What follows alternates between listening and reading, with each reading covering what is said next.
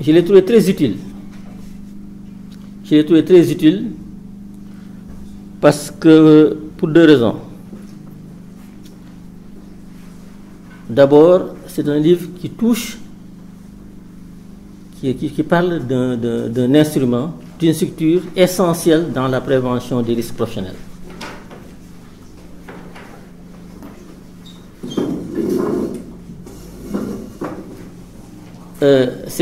Cet instrument, ce sont les comités d'hygiène et de sécurité.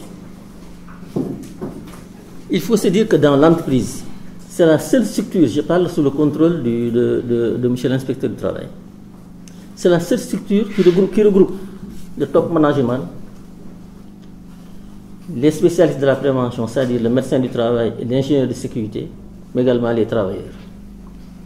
C'est la seule structure au sein de l'entreprise. Donc les textes donnent, en fait, les textes au Sénégal sont très bons. Il y a bien sûr des limites, il y a quelque chose, des améliorations à faire, mais les textes dans l'ensemble sont bons. Le droit du travail, le code du travail donne donc les moyens de faire de la prévention dans l'entreprise. Et ça, vraiment, la première structure qui doit s'en occuper, c'est le comité d'hygiène et de sécurité. C'est pour dire l'importance des comités d'hygiène et de sécurité dans nos établissements. Mais malheureusement, les confrères vont en témoigner, il y a beaucoup d'entreprises qui n'en ont pas. Beaucoup. Ou bien, même si elles en ont, c'est des comités plutôt administratifs. Ou bien des comités plutôt un peu syndicalisés. Vraiment, c'est les syndicats qui revendiquent n'importe quoi, sauf la question de l'hygiène et de la sécurité au travail. C'est des goulots d'étranglement réels. Et ce livre en parle. C'est-à-dire ce comité d'hygiène et de sécurité, vraiment, c'est l'organe principal de la prévention des risques en milieu de travail. Et c'est ce livre-là, je pense, en dehors des publications académiques universitaires, c'est le premier de ce genre qui a été publié au Sénégal. À ce niveau-là, vraiment, je pense que le Dr Mbaye mérite beaucoup de félicitations. Il est également utile, je pense, comme bréviaire. Ça peut être considéré comme un bréviaire. Vous savez, c'est presque une brochure. C'est un bon bréviaire pour tous les acteurs de la prévention au sein de l'entreprise. Pour les jeunes médecins qui viennent de sortir, pour le top management, c'est-à-dire la direction générale des établissements, mais également pour les travailleurs et les membres du CHS. Parce que tout ce qui touche à l'organisation, au fonctionnement des comités d'hygiène et de sécurité, tout est dans ce livre-là. Il est également bien écrit, dans un français très simple. Je pense que je ne vais pas me faire contredire par monsieur le professeur de français. Mais j'ai trouvé le français très simple. Moi, quand je l'ai corrigé, je n'ai pas eu de problème parce qu'il n'y a pas de faute. D'accord. D'accord. Et également, j'ai trouvé le livre également très didactique. C'est-à-dire, on dirait que, bon, bien sûr, il a été enseignant, mais j'ai trouvé vraiment des talents d'enseignant. Il a beaucoup de pédagogie. Il a expliqué très simplement qu'est-ce que c'est un comité d'hygiène et de sécurité. Très simple. Quels sont les membres qui doivent le composer. Quelles sont les missions? Les missions, c'est très important parce que souvent il y a beaucoup de confusion dans l'entreprise. Il faut parfois également faire attention. Quand il y a le comité d'hygiène, c'est une structure interne, mais qui fait de la prévention. Mais également dans l'entreprise, il y a d'autres structures qui font de la prévention. C'est le service médical du travail, c'est le service de sécurité du travail. Donc les missions sont bien définies, il a bien défini. Mais il est allé même au-delà de ça, de cette définition. Il a pu, avec beaucoup de finesse, expliquer même des plans de travail. Et, comment faire pour fonctionner un CHST. Comment planifier les actions correctrices à faire quand il y a par exemple un défaut, quand il y a par exemple un risque. En cela, je pense que franchement, ce livre-là, c'est une innovation. Ensuite, maintenant, ce livre, il s'inscrit dans une vision prospective. Il ouvre des chantiers. Je pense que l'inspecteur du travail, M. Traoré, va un peu essayer de répondre à ces questionnements dont pose l'auteur. Il parle des comités d'hygiène et de sécurité.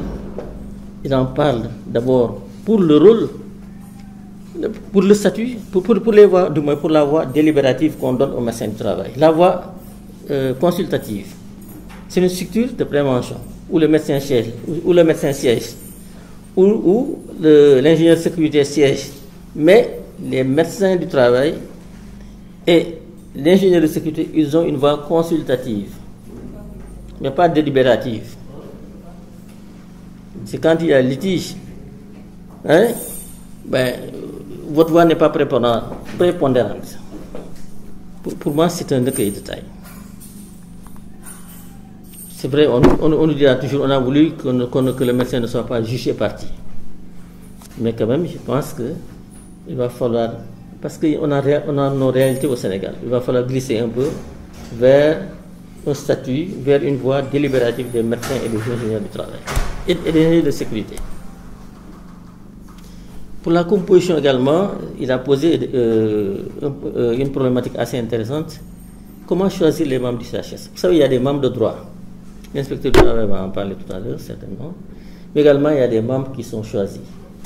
Et dans le choix de ces membres, parfois, les directions ont tendance à choisir des travailleurs qui leur posent le moins de problèmes possible.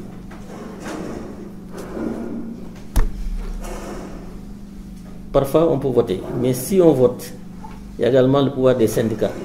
Ils risquent de transformer le CHST en syndicat de revendication. Et là, c'est contre-productif. Ou bien parfois, on choisit des personnes qui ne sont pas intéressées par les questions d'hygiène et de sécurité. Or, je pense que ces choix, on devrait carrément les poser et dire que les personnes qu'on doit choisir doivent eux-mêmes vivre les risques au sein de l'entreprise, qui sont confrontés quotidiennement à ces risques, qui sont intéressés par ces questions de santé et de sécurité. Mais on ne peut pas choisir quelqu'un qui n'est pas intéressé par ces questions, ou bien choisir quelqu'un qui est dans un bureau, hein, où il y a moins de risques. Ça contribue à un peu alourdir, à ne pas rendre performants les comités d'hygiène et de sécurité. Ça, c'est un questionnement qu'il a fait. Ensuite, il y a le problème du renforcement des capacités. Là, vraiment, je parle à des médecins, et sans gants. C'est entre nous, c'est pas très gênant. Mais, je vous dis honnêtement, nous avons encore des efforts à faire dans les entreprises. Parce qu'il ne suffit pas de dire que nous sommes médecins du travail, mais il faut le prouver. Si on ne le prouve pas, on n'arrivera jamais à nous faire respecter. Et pour ça, il nous faut de la pratique. Il nous faut de la pratique dans les entreprises. Il y a des médecins du travail, je le dis vraiment amicalement, qui ne savent pas comment faire, par exemple, devant des cas d'électrocution, d'électrisation. Et ça, c'est fréquent dans les entreprises. Vous avez parfois des maladies, beaucoup de maladies qui sont reliées au travail. Et rares sont les médecins qui relient ces maladies au travail. Nous avons de brillants médecins. Au plan clinique, ils sont brillants. Ils sont très brillants. Ils connaissent également, ils ont fait beaucoup de statistiques maintenant en matière de santé au travail. Ils connaissent également la législation du travail. Mais dans la pratique, il leur reste encore beaucoup à faire. C'est pourquoi vraiment j'aurais souhaité, si c'est possible, je pensais d'ailleurs trouver ici le professeur Mondiaï, vraiment qu'il y ait un partenariat entre le service de médecine du travail et vraiment les entreprises au Sénégal. Parce que la formation théorique, elle est très bonne. Mais il faudrait vraiment que les médecins du travail mettent la main à la pâte aller faire un stage dans une entreprise, ce n'est pas uniquement aller rester au niveau du service médical. Il faut entrer dans les entreprises, se frotter à certaines réalités. Ça vraiment, il faut le vivre pour savoir que les conditions de travail sont extrêmement dures dans nos entreprises. Et parfois, on a tendance, nous, en tant que médecins du travail, malheureusement, c'est dommage de le dire, il y a certains confrères qui nous appellent des médecins au col blanc. Bon, bon, mais ça, vraiment, il faut qu'on arrive à se départir de cela. Il faudrait qu'on entre un peu au niveau des ateliers, qu'on voit les ouvriers travailler. Il faut qu'on se confronte un peu aux réalités des industries chimiques au Sénégal. Parfois, c'est un scandale. Les horaires de travail, les dépassements horaires, il y a tellement de problèmes. Et ça, on ne peut pas les régler dans les bureaux. Le médecin de travail doit, son tiers-temps technique là, ça doit être une réalité au Sénégal. On doit vraiment laisser de la blouse blanche, troquer cette blouse blanche avec, de mon point de vue, les tenues des ouvriers et aller en plein dans les ateliers pour voir. Et là, on fera une très bonne médecine de travail. Ça, c'est un peu. Et ensuite, maintenant, il y a un autre point, et bientôt je vais terminer. Il y a le contrôle institutionnel. J'en ai parlé tout à l'heure et j'y reviens un peu. Le contrôle institutionnel, c'est-à-dire c'est la sécurité sociale, c'est l'inspection du travail.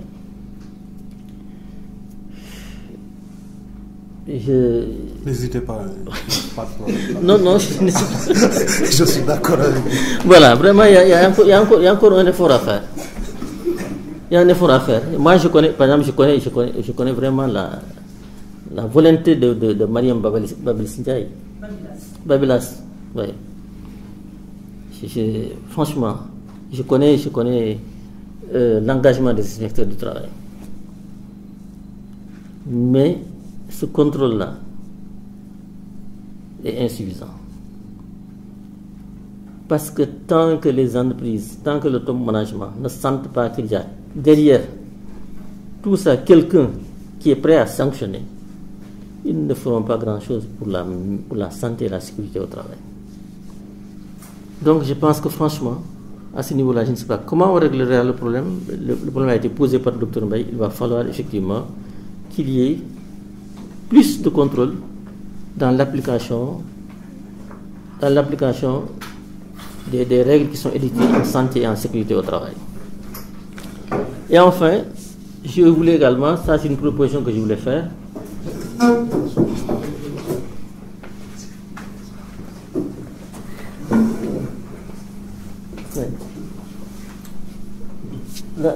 là également,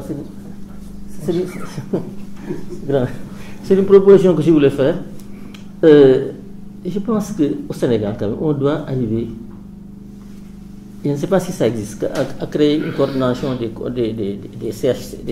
CHCT, une coordination nationale, ou bien une structure, une direction de la prévention des risques professionnels, qui définit au moins chaque année des axes prioritaires de recherche en matière de santé au travail, ou bien tous les 2 ans, qu'on puisse dire que vraiment, cette année, on va s'intéresser, que toutes les entreprises, que tous les médecins de travail, que tous les chefs d'établissement sachent que cette année, on va s'intéresser, par exemple, au travail devant écran. Et après 2 ans, on prend le bruit industriel, qui fait d'énormes dégâts. Nous avons beaucoup de cas de sécurité professionnelle. Regardez nos parents après la retraite. Souvent, c'est eux qui, quand ils sont devant la télé, c'est eux qui mettent le son à fond, hein, parce qu'ils n'entendent plus. Vous leur parlez, ils vous disent tout « ah ». Et ça, c'est vraiment des choses qui sont possibles. Parce que ce qui s'est fait en France, c'est parce que les résultats en Europe, c'est parce que c'est le fruit de la recherche. Mais au Sénégal, on peut faire de la recherche. Nous avons des médecins de qualité qui sont très bien formés. Hein? Mais il faut dire que vraiment, en matière de santé au travail, on ne fait pas de la recherche. C'est pourquoi ce livre-là est une innovation. n'en fait pas. Il y a des médecins qui font du très bon travail. Du très bon travail dans les entreprises. Mais ce n'est pas connu, ce n'est pas vulgarisé. Donc si on arrive franchement au moins à créer une direction de la prévention des risques professionnels, je ne sais pas ce que Mayem en pense, qu'on puisse définir des axes prioritaires pour au moins tous les ans ou bien tous les 2 ans, ça de recherche, des axes prioritaires de prévention des risques professionnels. On définit par exemple, comme je l'ai dit tantôt, cette année ou bien pour 2 ans, on peut faire d'autres choses, mais également on fera principalement de la recherche sur le bruit industriel. Ça permettra non seulement aux entreprises bruyantes qui font de la pollution sonore, des nuisances sonores, de se corriger. Ça permettra également de faire des recherches sur l'importance, par exemple, de la sécurité professionnelle au Sénégal. On n'a pas beaucoup de statistiques parce que nous ne faisons pas de la recherche. Et ça, c'est possible. Je ne sais pas maintenant, ça c'est un truc de réflexion. J'ai presque terminé. Je termine vraiment un peu sur l'auteur, au risque un peu de heurter son humilité. Ismaïla Mbaye, c'est une belle personne. Franchement, je le pense. C'est une très belle personne. Avoir ses amis, vous savez qu'Ismaïla Mbaye, c'est une belle personne. Là, j'ai trouvé des confrères de valeurs que j'ai perdu de vue depuis longtemps. Et des professeurs, d'honorables professeurs, également qu'on a perdu de vue depuis longtemps. Mais à travers ses amis, on se rend compte que lui-même, c'est vraiment une belle personne. Il est imbu des valeurs, surtout de confraternité. C'est très important, parce que ça devient de plus en plus rare, de confraternité. Mais également, ce qui me frappe chez lui, il a une intégrité intellectuelle et surtout morale. Vraiment, et ça sans compromission, sans aucune compromission avec les contre-valeurs que nous avons actuellement dans nos sociétés-là. Donc, Ismaïla, vraiment, merci pour cet ouvrage-là. Mais merci pour ton amitié. Mais c'est une amitié exigeante, franchement, je le sais bien, mais sincère. Mais également, merci pour ta confiance. Voilà ce que je voulais dire. Et surtout, je t'encourage à d'autres publications. Merci à vous.